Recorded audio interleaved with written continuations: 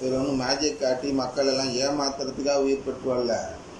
அவர் பதவி கிடைச்சிருச்சு, அதனால அவர் உயிர் பெற்று வர்றார். நம்மளெல்லாம் நம்ப வைக்கணுங்கிறதுக்காக இல்லை, நம்பினால் வா, அதான் இங்கே ஒரு ஓமை. அதனால் உயிர் பெற்று வந்த பிறகு என்னன்னா, நான் உரிமை பெற்று வந்து விட்டேன், இனி யாரை வேண்டுமானாலும் என்னுடைய பங்காளிகளாக நான் மாற்றிக்கொள்வேன் என்று சொல்லக்கூடிய நிலைக்கு அந்த மகன் வருகிறார். அந்த நிலையில் என்ன செய்கிறார் என்றால், திருமணத்திற்கு அழைப்பு பெற்றவர்களை கூட்டிக் கொண்டு வருமாறு அவர் தம் பணியாளர்களை அனுப்பினார்.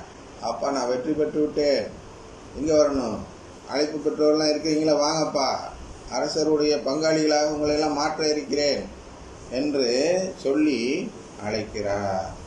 சொல்லிதான் அழைக்கிறார். அவர்கள் நம்புவதில்லை, நம்பலை. போயா நானா முட்டாளா, என்னை விருந்தில் கூட்டத்தை காட்டுறதுக்காக ஏமாற்றி ஏன் வர சொல்கிற, எனக்கு நிறைய வேலை இருக்குது அப்படின்னு அவங்க சொல்கிறாங்க. அப்படிதான் சொல்கிறார். அழைப்பு பெற்றவர்களை கூட்டிக் கொண்டு வருமாறு அவர் தம் பணியாளர்களை அனுப்பினார். அவர்களோ வர விரும்பவில்லை. இல்லையா, அவர்கள் வர விரும்பலை. நீ ஏமாத்துற, நீ உறவெல்லாம் கொடுக்க மாட்ட, சாப்பாடு கொடுத்ததை விட நீ சென்று வா அப்படின்னு சொல்லி அனுப்பிச்சிருவ என்று சொல்லி அவர்கள் வரமாட்டேங்கிறார்கள், வர மறுக்கிறார்கள். அவர்கள் வர விரும்பவில்லை.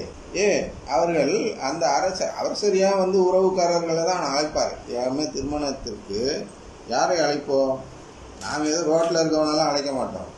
உறவுக்காரர்கள், எனக்கு ரொம்ப வேண்டியவர்கள், இவர்களை விட்டு இவர்கள் முன்னிலையில் நான் திருமணம் செய்ய வேண்டும், இவர்களை முன்னிலையில் இல்லாமல் நான் திருமணம் செய்யக்கூடாது, இவர்கள் நாளைக்கு மன வருத்தப்படுவார்கள், கஷ்டப்படுவார்கள், அழைக்காமல் இவன் திருமணம் வைத்து விட்டானே என்று மன கஷ்டப்படுவார்கள், இவர்களெல்லாம் மிகவும் நெருக்கமானவர்கள், நெருங்கியவர்கள் என்று யாரையெல்லாம் நினைக்கிறோமோ அவர்களெல்லாம் பட்டியலிடுவோம். அந்த பட்டியலின்படி அனைவரையும் அழைப்போம். எப்போ அழைப்போம்? இதில் சொல்கிறது மாதிரி இல்லை, பொதுவாக எப்போ அழைப்போம்? அங்கே உள்ள கலாச்சாரத்திலே 2 மாதத்துக்கு முன்பு அழைப்பு விடுக்கப்படும் என்று உள்ளது.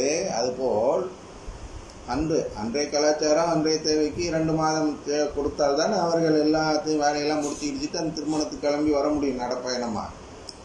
இன்றுள்ள காலகட்டத்தில் ஒரு வாரம் முன்பாகவாவது சென்று பத்திரிகை கொடுக்க வேண்டும். இந்த பட்டியலில் இருக்கவங்க யாரெல்லாம் உறவினர்கள், யாரெல்லாம் நண்பர்கள், யாரெல்லாம் நமக்கு வேண்டியவர்கள் என்று ஒரு பட்டியலை போட்டு அதன்படி ஒவ்வொரு வீடாக சென்று வெத்தலை பாக்கு வைத்து அழைப்பது என்று சொல்வார்கள் அல்லவா? அதுபோன்று பழம், வெத்தலை பாக்கு, பணம் எல்லாம் வைத்து அழைப்போம்.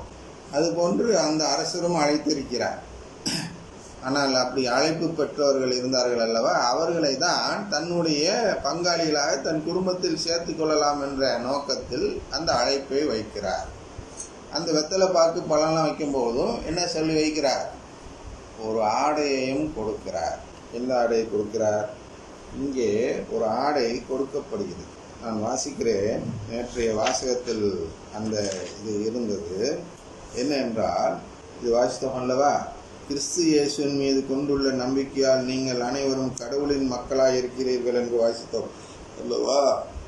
அதில் சொன்னோம் அல்லவா, நீங்கள் கிறிஸ்துவை அணிந்திருக்கிறீர்கள் என்று சொன்னோம் அல்லவா?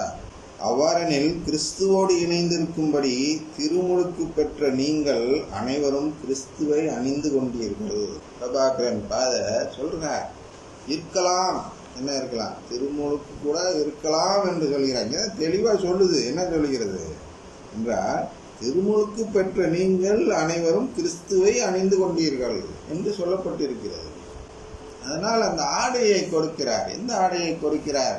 அழைப்பு விடுக்கும் பொழுதே ஆடையையும் சேர்த்து அனுப்புகிறார். இந்த ரியாலிட்டியில் பார்க்கணும். ஓமையை நாம் முழுமை பார்க்க வேண்டும் என்றால் இந்த சாவியை போட்டு திறக்க வேண்டும். எந்த சாவி?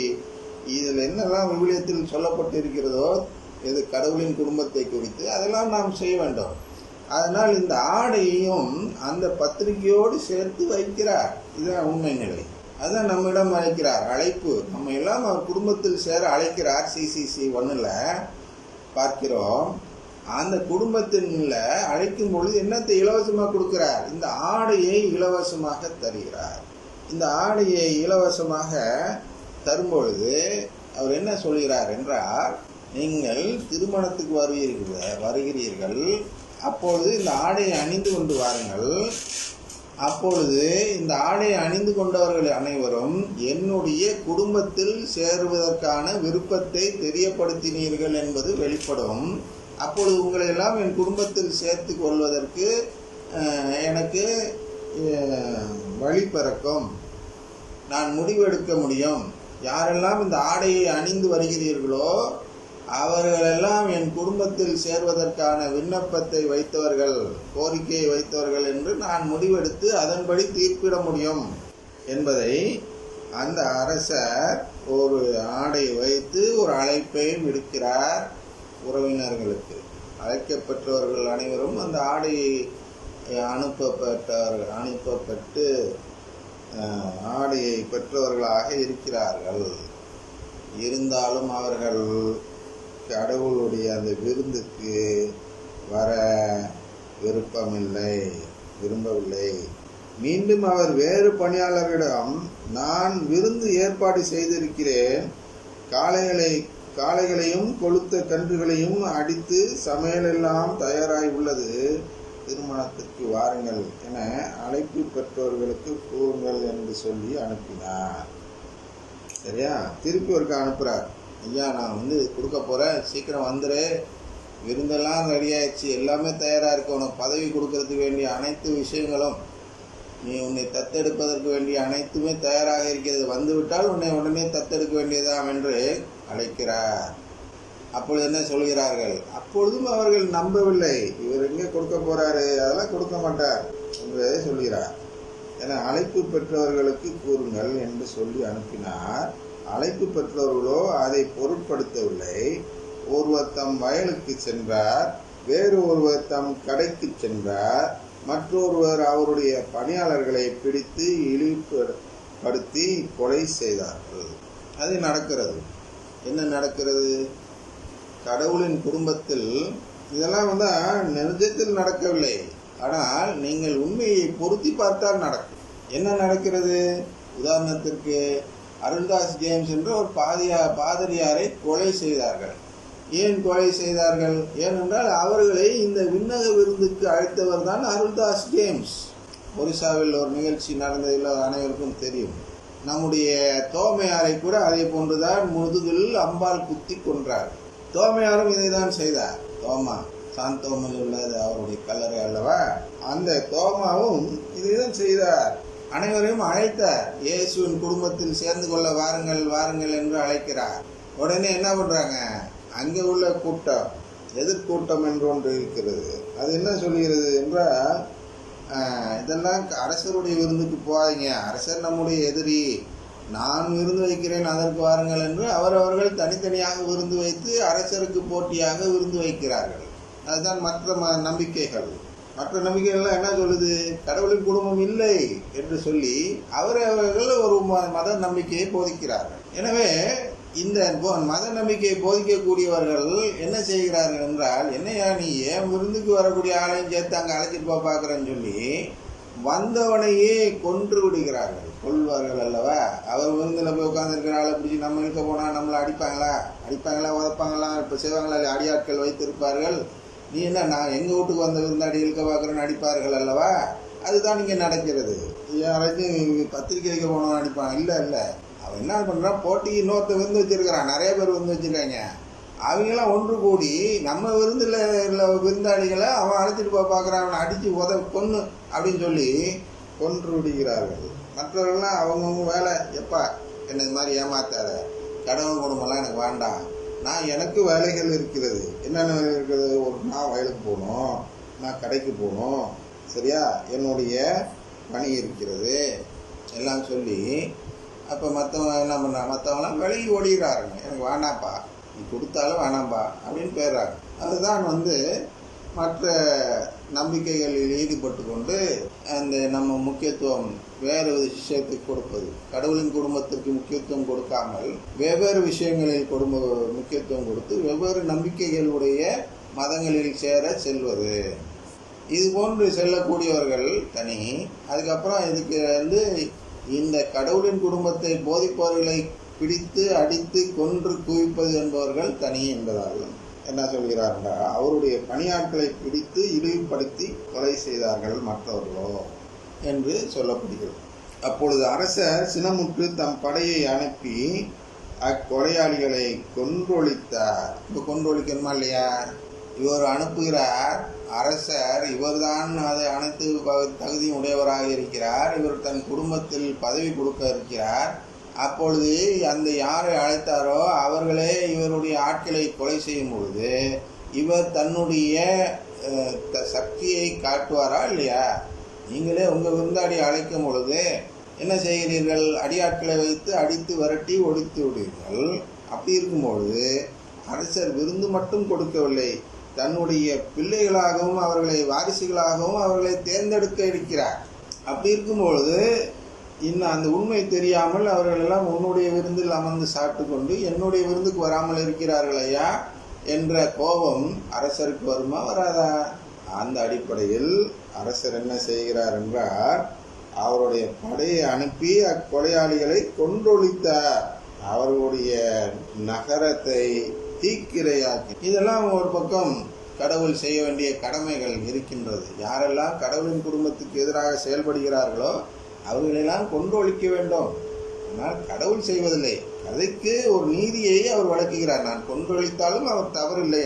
உதாரணத்துக்கு மோடிஜி அவர்கள் கத்தோலிக்கர்களை வெளியேற சொல்கிறார்கள் என்று வைத்துக் கொள்கிறோம். அப்படி என்றால் அவர் யாருக்கு எதிராக துரோகம் செய்கிறார்கள்? கத்தோலிக்கருக்கு எதிராக துரோகம் செய்கிறாரா அல்லது கடவுளுக்கு எதிராக துரோகம் செய்கிறாரா? கடவுளுக்கு எதிராக துரோகம் செய்கிறார்.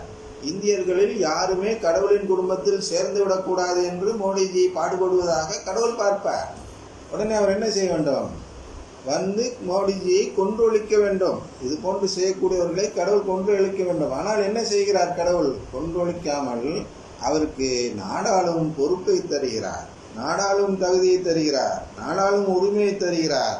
மக்கள் அவருக்கு ஓட்டு போடும்படி செய்கிறார். அதனால் இங்கே கடவுள் கொன்றொழிப்பதை நாம் பார்ப்பதில்லை, ஆனால் கொன்றொழிப்பது தான் நீதி. அதனால் அதை சொல்கிறார். பின்னர் தம் பணியாளரிடம் திருமண விருந்து ஏற்பாடாகி உள்ளது, அழைக்கப்பெற்றோர்களோ தகுதியற்று போனார்கள். என்ன அழைக்கப்பட்டவர்கள்? தன் குடும்பத்தில் சேர்வதற்காக அழைக்கப்பட்டவர்கள். இவர்கள் இப்படிலாம் செஞ்சதுனால அழைக்கப்பட்டவர்கள் ஒருவர் தான் மோடிஜி அழைக்கிறார், என் குடும்பத்தில் வந்து சேர்ப்பான்ட்டு. ஆனால் அவர் என்ன செய்கிறார்? பிடிச்சி அந்த அவருடைய பணியாளர்களை பிடித்து இழிவுபடுத்தி கொலை செய்கிறார். இதெல்லாம் பார்க்கிறோம். இவருடைய அவர்கள் தான் அல்தா ஜேம்ஸை கொன்றார்கள் என்றெல்லாம் பார்த்தோம். ஆனால் என்ன செய்கிறார் என்றால் தகுதியற்று போனார்கள். அழைக்கப்பட்டவர்களோ தகுதியற்று போனார்கள். எதில்? அவருடைய குடும்பத்தில் சேர தகுதியற்று போனார்கள். ஏதோ சாப்பாடு பிரியாணி சாப்பிடல, அவன் தான் வீட்டில் பிரியாணி சாப்பிடுவானே. அரசர் விருந்து என்றால் அரசருடைய வாரிசுகளாக மாற தகுதியற்று போனார்கள். எனவே நீங்கள் போய் சாலை ஓரங்களில் காணும் எல்லாரையும் திருமண விருந்துக்கு அழைத்து வாருங்கள். அதனால் என்ன பண்றாரு? மற்றவர்களுக்கு முதல்ல ஒரு அழைப்பு கொடுக்கிறார், எனக்கு வேண்டியவங்கன்னு சொல்லி. அதான் யூதர்கள் என்று சொல்வார்கள். அதெல்லாம் ஆக்சுவலாக இன்றைய காலகட்டத்துக்கு யூதர்களை எடுத்தால் அது பொருந்தாது. எனவே நாம் யாரை எடுத்துக்கொள்ள வேண்டும் என்றால் அறநெறியாளர்கள். மோடிஜியெல்லாம் இன்று பெரும் அறநெறியாளர். அவரை போன்று அறநெறியில் சிறந்தவர் யாரும் கிடையாது. அவர்கள் கூட்டத்தை போன்று பாருங்கள், சிகரெட் குடிக்கக்கூடாது, அது பண்ணக்கூடாது, இது பண்ணக்கூடாதுன்னு ஒரே சட்டம், எல்லாம் நீ இப்படி தான் இருக்கணும் என்று அறநெறி சட்டங்கள் போட்டு நம் நாட்டையே அறநெறிப்படுத்தும் முயற்சியில் ஈடுபடக்கூடியவர்களாக இருக்கிறார்கள். அந்த வர்க்கமே அந்த சங்கிகள் என்ன சொல்றாங்க, சங்க குடும்பம் என்று வைத்துக்கொண்டு அவர்களுடைய அறநெறி கோட்பாடுகளை காப்பாற்ற சங்கம் அமைத்து கொண்டு அறநெறியாளர்களாக இருக்கக்கூடிய அவர்களை தான் கடவுள் முதலில் அழைக்கிறார். அறநெறியில் சிறந்து இருப்பவர்களுக்கு தான் முதலில் அழைப்பு விடுக்கப்பட்டது. ஆனால் அவர்கள் என்ன செய்கிறார்கள் என்றால் அந்த அழைப்பை மறுத்து அந்த கடவுள் தன் குடும்பத்தில் உறவு கொடுப்பார் என்பதை நம்புவதில்லை. அதனால் அவர்கள்